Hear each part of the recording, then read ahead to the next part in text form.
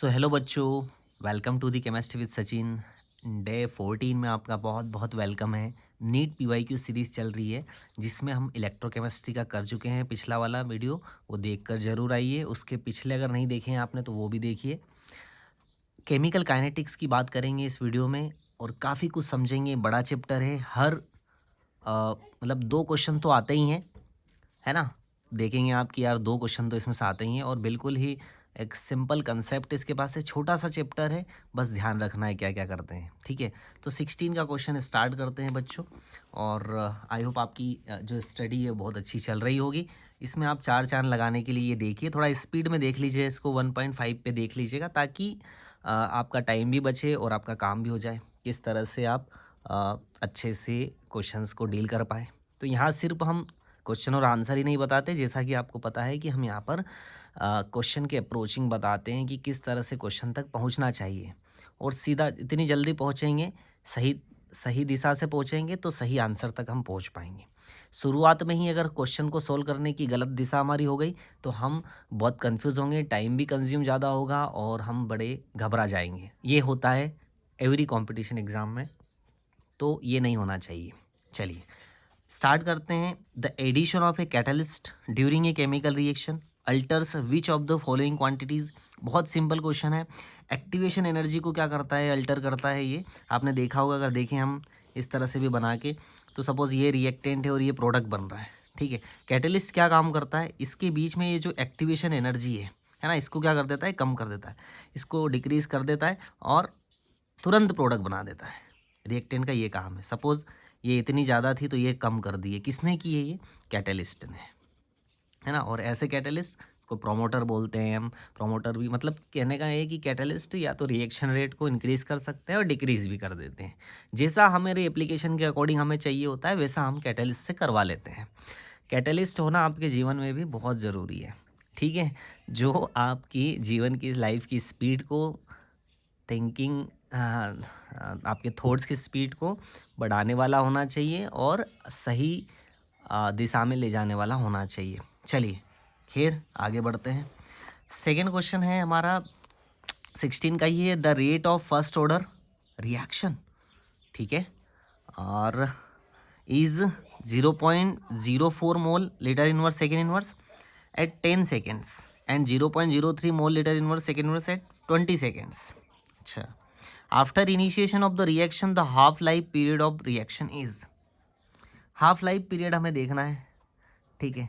तो हम सबसे पहले करेंगे कि साहब ये जो रेट ऑफ रिएक्शन थी ये 10 सेकेंड के लिए थी और फिर 20 सेकेंड के बाद में ये हो जाती है। तो सीधा सीधा फार्मूला हम लगाएंगे, है ना। फर्स्ट यहाँ पर K is equal to 2.303 time log, है ना। यहाँ पर हम जो लेते हैं और ये क्या लेंगे हम यहाँ पर, इनिशियल अपॉन फाइनल। चलिए तो अगर हम बात करें कि हमारे इस फॉर्मूले में कौन फिट होगा तो K is equal to 2.303 time यहाँ पर है ना 20 माइनस T2 माइनस T1, ठीक है।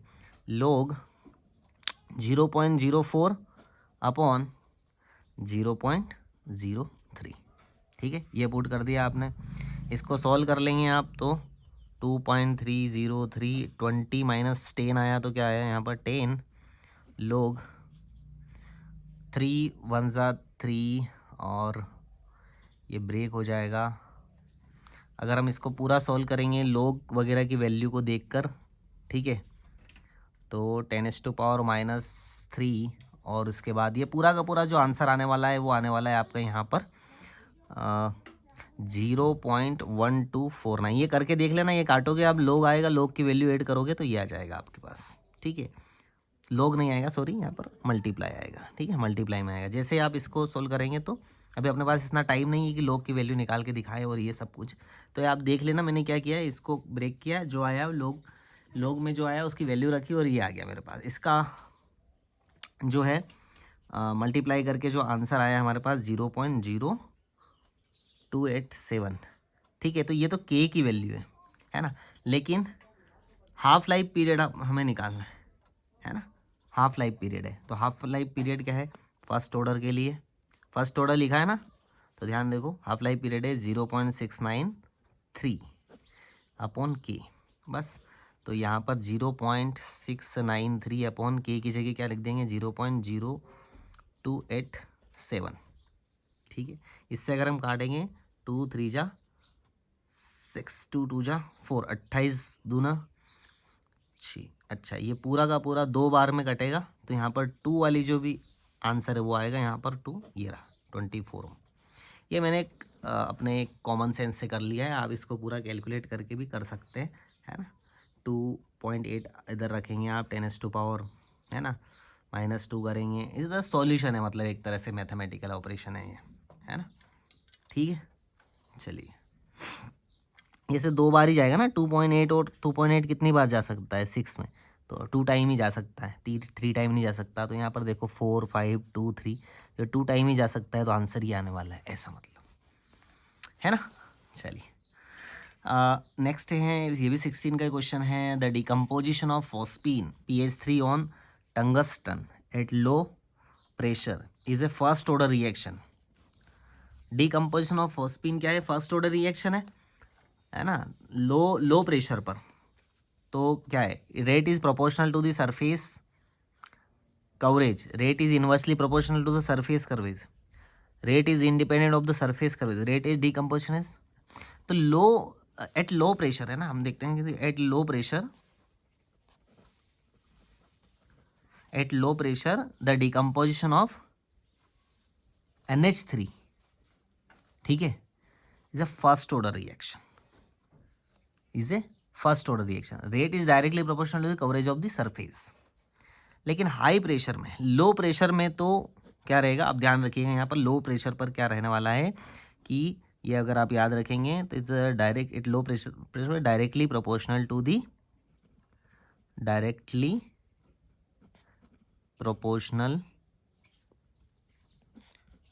दी सरफेस कवरेज, डायरेक्टली प्रोपोर्शनल। लेकिन एट हाई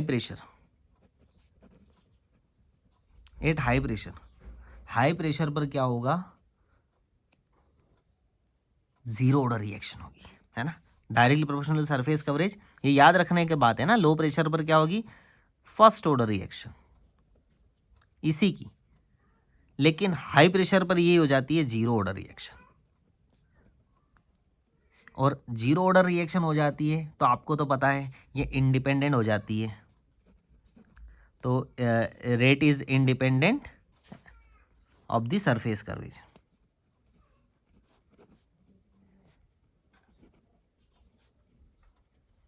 तो बात समझ में आई, लो प्रेशर की बात की है, फर्स्ट ऑर्डर की बात की है, तो लो प्रेशर पे first order directly proportional to the surface coverage, तो rate is proportional to the surface coverage, ये हमारा आंसर आएगा। लेकिन बेटा अगर यहाँ हाई कर देते, यहाँ हाई प्रेशर कर देता, तो ये आ जाता है जीरो ऑर्डर रिएक्शन, और फिर आता हमारे पास rate is independent of the surface coverage, ये लिख लेना आप, छोटा सा पॉइंट आपके लिए, ठीक है। ऐसे क्वेश्चन से आप काम करते हैं। नेक्स्ट,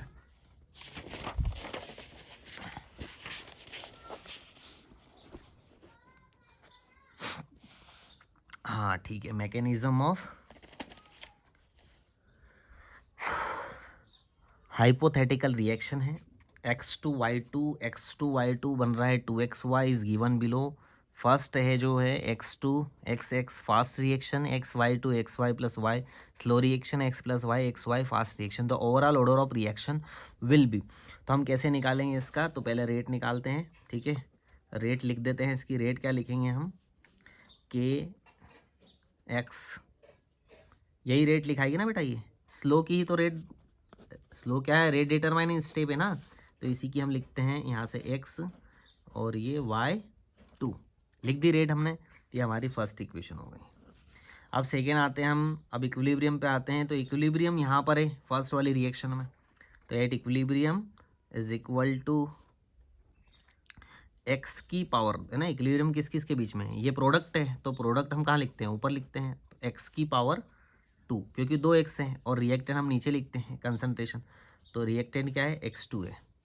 यहाँ तक आई समझ में बात आपको, या हम इसको ऐसा भी लिख सकते हैं कि x की पावर 2 इज इक्वल टू के इक्विलिब्रियम x2, ठीक है।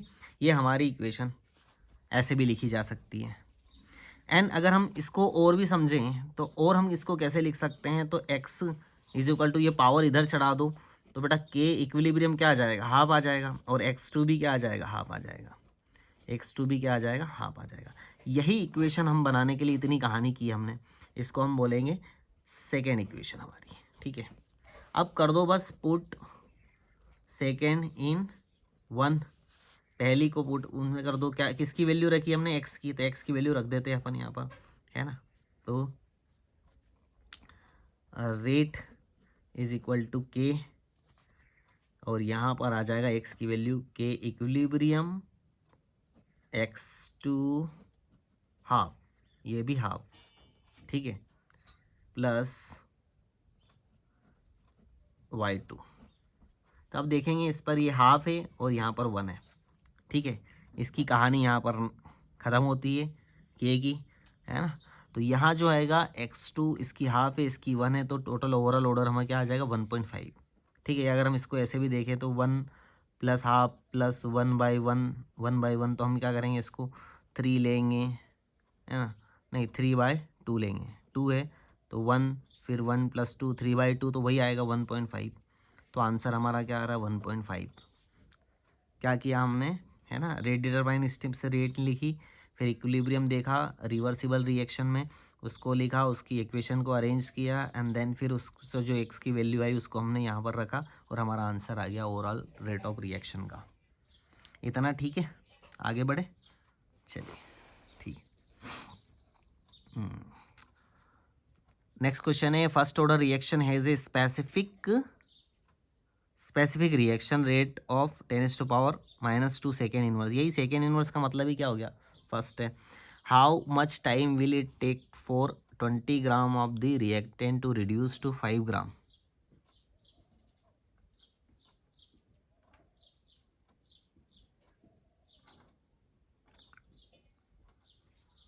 हाउ मच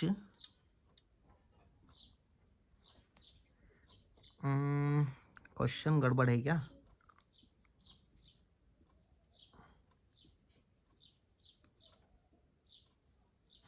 ठीक है। हाउ मच टाइम है, तो फर्स्ट ऑर्डर के लिए हाउ मच टाइम, तो टी हाफ हम देखेंगे इसका, t half is equal to 0.693 upon k. तो यहाँ पर के हमारे पास क्या है 10⁻⁻², ठीक है। तो 0.693 10⁻⁻², तो यहाँ पर अगर हम इसको ऊपर करेंगे तो 10⁻+2 आ जाएगा, तो 69.3। ये हमारे पास अभी आया हुआ है 69.3, ये आया हमारे पास टी हाफ। अब फॉर द रिएक्शन, अब बोला है यहाँ पर कि for the reaction 20 gram of the reactant to reduce to 5 gram, 20 gram reactant 5 gram में होगा। तो अब यहाँ पर कितना रिक्वायर्ड रहेगा हमारे पास, है ना, time, 20 gram reactant to reduce 5 gram. अच्छा, तो टाइम डबल हो जाएगा बेटा, टी हाफ जो हो गया है वो डबल हो जाएगा, ठीक है, डबल हो जाएगा। तो हम जैसे ये टी हाफ आया ना, इनको मल्टीप्लाई कर देंगे हम 2 में, तो हमारे पास आंसर आ जाएगा, डबल हो जाएगा। समझ में आया आपको ये कहानी। तो 69.3 इज इक्वल टू 2, तो ये आ जाएगा 6 8 12 और 1 13, 1 एक डेसिमल लगा दिया, 138.6 सेकेंड। ये आंसर है क्या हमारे पास, यस, पहला ही आंसर है हमारा ये, ठीक है। How much time will take to 20 gram of the reactant to reduce to 5 ग्राम।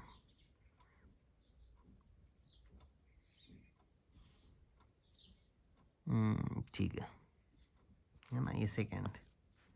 चलिए नेक्स्ट क्वेश्चन हम देखते हैं।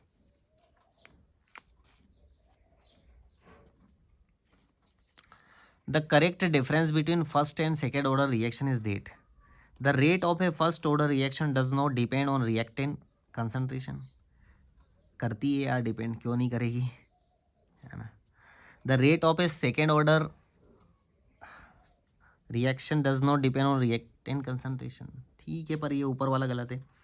The half life of first order reaction does not depend on A0, बिल्कुल सही बात है। फर्स्ट ऑर्डर की बात करते हैं हम, तो यहाँ बेटा मैं लिख देता हूँ, यहीं ऊपर लिख देता हूँ। फर्स्ट ऑर्डर में अभी हाल देखा हमने फर्स्ट ऑर्डर 0.693 अपॉन के, मतलब टी हाफ जो है फर्स्ट ऑर्डर का किसी भी जो है अपनी जो इनिशियल कंसंट्रेशन है उस पर डिपेंड नहीं करता है। बिल्कुल सही बात है ये, ठीक है। And the half life of second order reaction does depend on A0, बिल्कुल ये करता है। अगर हम सेकेंड ऑर्डर की बात करें बच्चों, तो सेकेंड ऑर्डर जो है उसकी कंसंट्रेशन जो है, अगर हम उसका टी हाफ देखते हैं यहाँ पर ध्यान से देखना, सेकेंड ऑर्डर का टी हाफ हम कैसे लिखते हैं 1/k और इनिशियल कंसंट्रेशन, तो इनिशियल कंसंट्रेशन पर डिपेंड करता है। यही एकदम करेक्ट आंसर हमारा हो गया कि यही एक करेक्ट डिफरेंस है फर्स्ट ऑर्डर और सेकेंड ऑर्डर में। बाकी की ये कहानी नहीं है, order reaction can be catalysed है, second order reaction can not be catalyse, ये कोई बात नहीं है। The rate of first order reaction does depend on reactant concentration, नहीं हो ही नहीं सकती, ठीक है। चलिए, the rate of second order reaction does not depend on reaction concentration, ये भी गलत बात है। तो चलिए ये वाला है हाफ लाइफ वाला, तो ये हमने फॉर्मूले से हमने क्या कर दिया, इस क्वेश्चन को सोल्व कर दिया, ये ध्यान रखना आप। 18 का क्वेश्चन था, अब आते हैं हम 18 के वापस से फिर से एक क्वेश्चन है। When initial concentration of the reactant is doubled the half life period of A zero order reaction, क्या हो जाएगा? सीधा मैं बोल दूंगा कि डबल हो जाएगा। कैसे बोल दिया मैंने डबल हो जाएगा, ठीक है। तो ये जीरो ऑर्डर रिएक्शन है, तो जीरो ऑर्डर रिएक्शन के लिए टी हाफ कैसे लिखते हैं हम? T half is equal to initial concentration upon 2k। तो when the concentration of the reactant is double the half life period will be the reaction is also double. समझ में आया?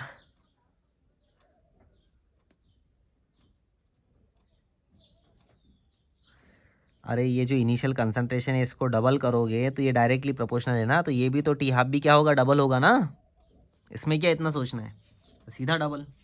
फॉर्मूले से ये क्वेश्चन था, वापस मैंने कहा ना फॉर्मूले से क्वेश्चन है बहुत। अगेन 19 का क्वेश्चन देख लेते हैं हम, बड़ा प्यारा क्वेश्चन है ये भी। तो if the rate constant for a first order reaction is के, फर्स्ट ऑर्डर रिएक्शन इज के, the time T required for the completion of 99% of the reaction is given by, ठीक है कोई बात नहीं। जो ये हमारा फार्मूला होता है इसी से क्वेश्चन सोल्व हो जाएगा। 2.303 टाइम देखना है यहाँ पर, इज लोग यहाँ पर ये, इसी को हम यहाँ पर ए लिख सकते हैं ए अपन ए माइनस एक्स। यदि ए में 100 मानता हूँ, क्योंकि मानना पड़ेगा क्योंकि 99% कंप्लीट हो गई है, तो 99% ये कंप्लीट हो गई है, ठीक है। तो जैसे मैं अगर देखूँगा ये कंडीशन लगा के, तो यहाँ 1 आया, 100 तो लोग 100 हो जाएगा। तो के या टाइम निकालना है हमें, क्या निकालना है? टाइम। तो टाइम इज इक्वल टू 2.303 के, नीचे आ जाएगा लोग 10 टू द पावर 2, इसी को हम 100 लिख सकते हैं। तो 2 log 10, log 10 क्या हो जाएगा? t इज इक्वल टू 2.303 के इंटू 2 इधर हो जाएगा log 10, log 10 की वैल्यू तो 1 होती है, 2 का मल्टीप्लाई करेंगे इसमें, 2 3 जा 6 0 6 4 के, क्या यही है हमारा t? देख लो कहाँ पर है, 264, ये 4.64 आंसर इज, ठीक है। कैसा आया, समझ आया? चलिए नेक्स्ट क्वेश्चन देखते हैं हम लोग। 2020 में आया हुआ है क्वेश्चन ये, the rate constant for a first order reaction is, ये दे दिया है, the time required to reduce 2 gram of the reactant to 0.21, है ना। तो सीधा सीधा अभी जो फार्मूला यूज़ किया है ना, वही यूज़ करेंगे। टाइम निकालना है 2.303, बड़ा सिंपल काम बता दिया ये तो हमें। लोग ऊपर क्या रखेंगे, क्या रखेंगे ऊपर, आप ही बताओ ना। तो सर 2 ग्राम, और नीचे क्या रखेंगे 0.2 ग्राम। बात आ गई समझ में, ठीक है। के की वैल्यू गिवन है 4.6 इंटू 10 टू द पावर -3। इन सबको सोल्व करोगे बेटा तो यहाँ पर जो आंसर आएगा हमारा ये आएगा 500 सेकेंड, ठीक है।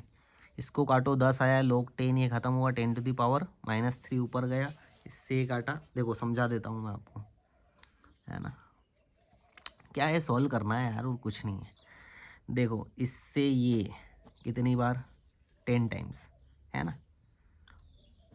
तो ये हो जाएगा यहाँ पर 10, तो log 10 हो गया 1। अब बचा ही क्या है, 2.303 और 4.6, है ना। मल्टीप्लाई 10 टू द पावर ऊपर चला गया, इससे ये काटा हमने तो 0.20,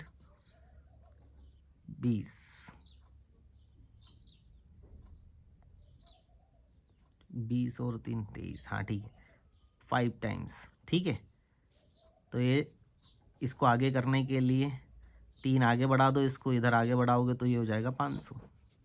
ठीक है, इससे ही काटोगे तो समझा, इंटू 10⁻3। ये क्या होगा, 5 आगे बढ़ेगा, 2 जीरो और लगा दो तो 5 इंटू 10⁻2 हो जाएगा। तो इसी को तो बोलते हैं 500 सेकेंड, ऐसे आया ये। तो answer is 500 second. Next question ले लेते हैं हम।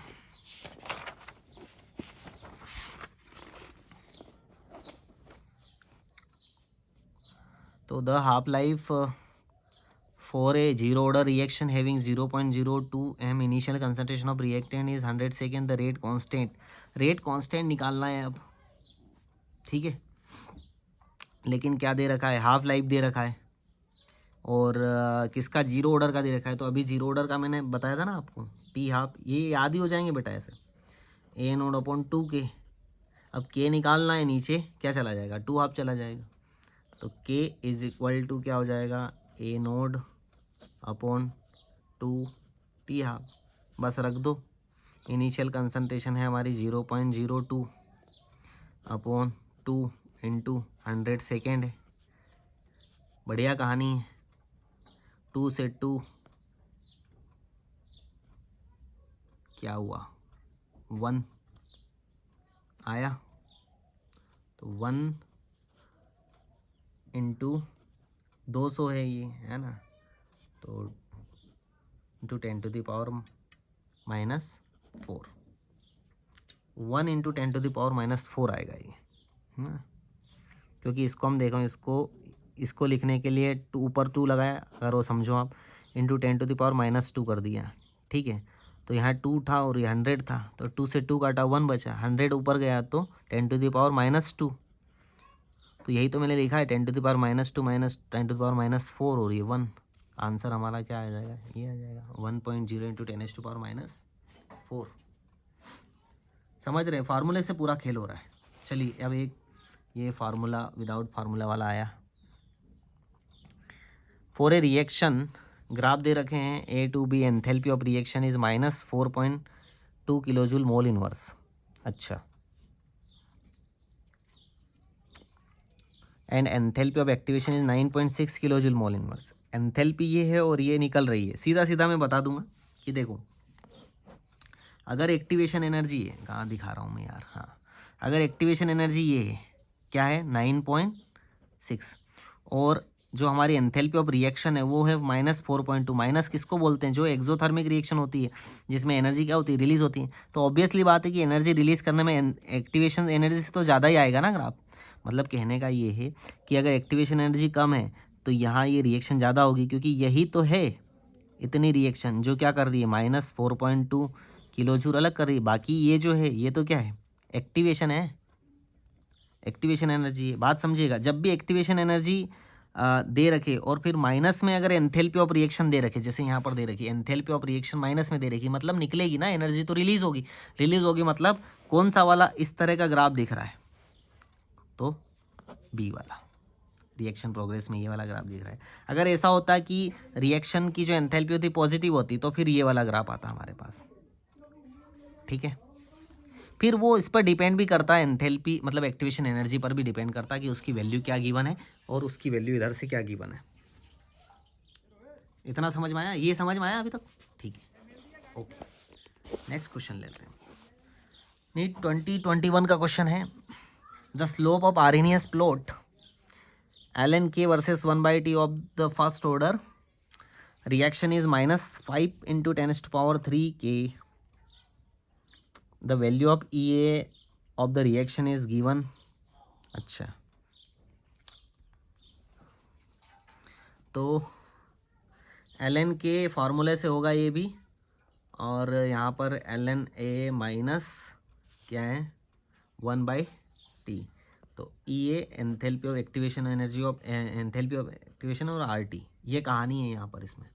ठीक है, तो अब ग्राफ जो है वो दिया है आर्हेनियस प्लॉट किस किस के बीच में, ln k versus 1/t T के बीच में। ओके, तो ये जो अब स्लोप आएगा है ना, y बराबर एम एक्स प्लस सी माइनस सी माइनस, है ना, तो एम एक्स जो है एम एक्स एक्स 1/t रख दिया, तो स्लोप क्या आएगा माइनस, स्लोप क्या आया minus E A upon R, ये स्लोप आया है हमारा। ठीक है, तो स्लोप गिवन है हमारे पास,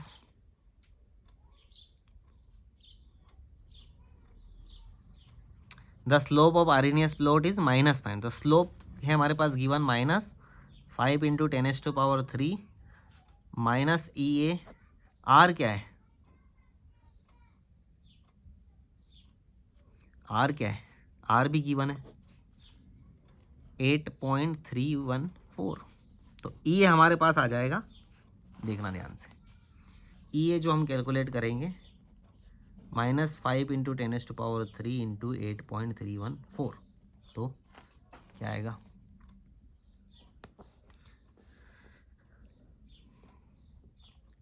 8 5 ज़ा 40 और 40 और 3, यानी कि करीब करीब 4 × 10⁻⁴ के करीब आएगा। तो यहाँ पर है क्या 4:10⁻, है ना, ये 4 है, इसको हम किलो जूल में बदलेंगे, जूल में किलो जूल में बोलेंगे तो ये 40 किलो जूल हो जाएगा। तो 40 के करीब है क्या, यस 41.5 किलो जूल है ना। अगर आप इसको सही से सोल्व करेंगे तो 41.5 आ जाएगा, डोंट वरी अबाउट, है ना। ये 0.3 मैंने नहीं लिया है ना, ये 5 3 जा 15, ये आ गया 15, 1.5, यहाँ पर मैं 1.5 भी लिख सकता था, है ना। चलिए, आया बात समझ में आपको, ऐसे हमने क्या किया, हमने इससे एक्टिवेशन एनर्जी वाली रिएक्शन से निकाली, फिर इसका स्लोप देखा, स्लोप क्या था -E/R, स्लोप की वैल्यू गिवन थी, आर की वैल्यू गिवन थी, हमने E निकाला, और E ही हमें चाहिए था, है ना, the value of E of the reaction. इस तरह से भी क्वेश्चन आपको आता है, ठीक है। चलिए, यहाँ पर अब नेक्स्ट क्वेश्चन है हमारा 22 का है, the given graph is a representative of kinetics of a reaction y x constant temperature, the y and x axis for 0 and first order reaction. अच्छा, मतलब यहाँ पर वाई में क्या हो सकता है और एक्स में क्या है, तो देखते हैं हम, मतलब ऑप्शन से ही लगेगा ये सही कौन सा है। 0 ऑर्डर वाई कंसंट्रेशन हो सकता है क्या, एक्स टाइम, जैसे मैं आपको ये बताता हूँ ना, मतलब कि ये जिस तरह से अपन पढ़ते हैं, और मैं बताता हूँ कि ग्राफ यहाँ पर याद कर लो, तो एक हम 0 ऑर्डर का ग्राफ याद करते हैं ना, 0 ऑर्डर का अगर मैं आपको बताऊँ तो 0 ऑर्डर में हम, ये 0 ऑर्डर का ग्राफ था, और यहाँ पर हम कंसंट्रेशन वर्सेस रेट देखते हैं, तो 0 ऑर्डर में इस तरह का ग्राफ देखते हैं। फिर हम एक फर्स्ट ऑर्डर में ग्राफ देखते हैं, तो फर्स्ट ऑर्डर में भी ग्राफ देखते हैं, कंसंट्रेशन तो देखते हैं और उसमें भी, लेकिन 0 ऑर्डर का आपने भी देखा, फर्स्ट ऑर्डर का आपने देखा ना कि उसका जो टी हाफ होता है वो कंसंट्रेशन पर डिपेंड नहीं करता है, 0.693, ये मैं कहता भी रहता हूँ आपको। तो यहाँ पर टी हाफ आएगा, अगर ये कंडीशन जहाँ भी है, ये कंडीशन जहाँ भी सेटिस्फाई हो रही है, उसको वही हमारा आंसर होगा। क्वेश्चन ग्राफ से दिया है, बट समझने के लिए कि वाई यहाँ पर क्या हो सकता है, तो देखो 0 और फर्स्ट, वाई कंसंट्रेशन हो सकता है क्या, नहीं, वाई तो यहाँ पर रेट होगा, तो वाई रेट है 0 ऑर्डर में, वाई रेट है यहाँ पर, ठीक है। एक्स कंसंट्रेशन है, ये बात भी समझ में आ रही है, यहाँ 0 ऑर्डर में वाई रेट है, एक्स कंसंट्रेशन है, ये भी सही हो सकता है। वाई कंसंट्रेशन है, एक्स टाइम है, नहीं ये नहीं हो सकता और ये नहीं हो सकता, इन दोनों में से कुछ हो सकता है। फिर हम देखते हैं फर्स्ट ऑर्डर के लिए, फर्स्ट ऑर्डर में y = टी हाफ होना चाहिए, तो y = टी हाफ है। x क्या होना चाहिए, कंसंट्रेशन, x कंसंट्रेशन, मतलब ये हमारा ये आंसर सही आ गया। अब यहाँ फर्स्ट ऑर्डर में y रेट है क्या, नहीं है, y रेट नहीं हो सकता, रेट तो डिपेंड करती है ना, और x टी हाफ है, मतलब ये उल्टा लिख दिया इन्होंने, ठीक, मतलब कंसंट्रेशन नहीं लिखा है, तो ये नहीं हो सकता, आंसर ही हो सकता था। कहने का मतलब यही है कि क्वेश्चन कैसे आया है, इसको कैसे समझना है और कैसे देखना है, लेकिन हमें याद ये थी, हमारे पास ये चीज़ें याद थी, तो ग्राफ इसलिए ज़रूरी हो जाता है याद रखना, ग्राफ प्लस फार्मूले, है ना, कहानी इसी पर चलेगी इस पूरे चैप्टर में। और बेटा 2 क्वेश्चन तो आते हैं इस चैप्टर से, काइनेटिक्स, पता नहीं काइनेटिक्स इतना अच्छा लगता है इनको, है ना। 22 का अपन ने एक क्वेश्चन देखा, और एक क्वेश्चन और देख लीजिए आप ये, ठीक है, 22 का, फिर 23 के भी 2 क्वेश्चन है, और हो जाएगा हमारा एंड वीडियो का। 22 का ये क्वेश्चन आपके सामने,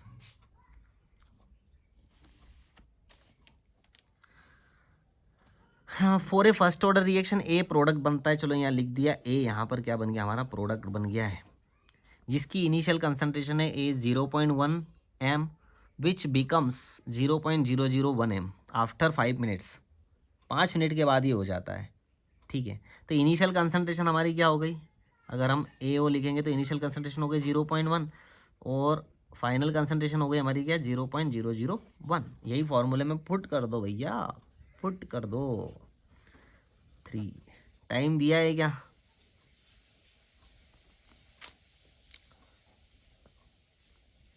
5 मिनट आफ्टर 5 मिनट्स। ठीक है, लोग 0.1 और फिर 0.001। गलत पुट कर रहा हूँ तो बता देना मुझे, मैं सही कर रहा हूँ, है ना।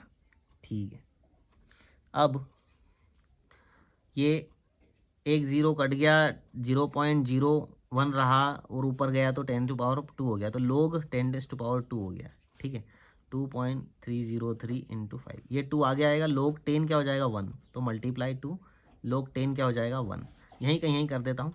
2 3 जा 6 0, 2 3 जा 6, 2 2 जा 4.5, 5 से काटेंगे हम तो एक बार में नहीं जाएगा, इसलिए 0 पॉइंट लगाएंगे और फिर 45 तरफ जाएगा ना, 46 से तो 9 5 9 जा 45, 0.9 की कुछ कहानी है आंसर यही आएगा।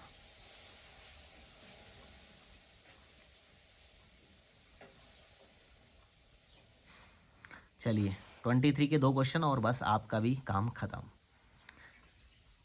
For a certain reaction the rate K is equal to A square, ठीक है, ए स्क्वेयर बी, ये हमारे पास ये कहानी है कितने। ठीक है, इसी से खेल करना है, ये भी एक फार्मूला है। When the initial concentration of A is tripled, अच्छा चलो ये रेट लिख दिया मैंने, के लिख दिया है, ए की पावर 2 कर दी है, बी लिख दिया है। क्या बोला है क्वेश्चन में, initial concentration of A is tripled, 3 गुना कर देता हूँ मैं इसको, तो रेट इज इक्वल टू के और इसको मैंने 3 गुना कर दिया है 3a, ठीक है, की पावर 2, और ये तो एज इट इज है। Keeping concentration of B constant, B को कांस्टेंट रखा, तो इनिशियल रेट क्या हो जाएगा, तो रेट हो जाएगा 3 3 जा 9 और ए की पावर तो सेम रहेगी और फिर बी। मतलब कहने का ये था कि यहाँ पर बस ये देखना था आपको, यहाँ पर 2 देख लेते और ये कितना किया है ट्रिपल्ड उतना देख लेते। इस तरह का क्वेश्चन जरूर आता है बेटा, बोर्ड में भी आता है, बोर्ड एग्जाम में भी आता है, इसमें भी आता है, नीट में भी आता है। तो 3 3 जा 9, 9 है क्या, 9 टाइम्स रेट क्या हो जाएगी, इंक्रीज हो जाएगी, increase by factor of 6, increase by factor of 9 लिखा हुआ था, आंसर यही है। लास्ट क्वेश्चन एजर्शन रीजन वाला है, ए reaction can have zero activation energy, कोई भी रिएक्शन क्या जीरो एक्टिवेशन एनर्जी हो सकती है क्या, नहीं, नो, तो मतलब यही क्या है, फॉल्स है। अब इसके चारों ऑप्शन ऐसे लिख रखे थे जिसमें A both A and R right, both A and right, A wrong R right, और क्या लिखा हुआ था, मतलब सब में ए राइट लिखा हुआ था, लेकिन इसी एक ऑप्शन में ए इज फॉल्स था, तो यहीं से हमारा आंसर बन जाता। लेकिन हम देख लेते हैं रीज़न भी, the minimum extra amount of energy absorb by reactant molecules so that their energy becomes equal to threshold value is called activation energy. बिल्कुल ये बात बिल्कुल सही है ना, इसलिए R is true but A is false, ये आंसर आ जाता है। इसी के साथ केमिकल काइनेटिक्स का ये वीडियो प्यारा सा एंड होता है यहाँ पर, और आपको मज़ा आया होगा इसमें देखने के लिए। बिल्कुल मेहनत करते रहिए, इन क्वेश्चन को समझते रहिए, कंसेप्ट्स को लगाते रहिए, एंजॉय कीजिए, बिल्कुल फ्रीली माइंड से पढ़िए, क्वेश्चन के अप्रोचिंग का ध्यान रखिए। ऐसे ही हम मिलते हैं नेक्स्ट वीडियो में, देखते हैं आगे कितना आप पढ़ते हैं, और अपना रिजल्ट आया तो बिल्कुल शो कीजिएगा मुझे, और जितनी मदद मिलती है वो कमेंट में बताइएगा। अभी तो देखते रहिए 1.5 की स्पीड में, ताकि आपका टाइम बचे और आपकी जो भी डाउट्स हैं वो भी क्लियर होते जाएं। So thank you so much for watching, bye bye.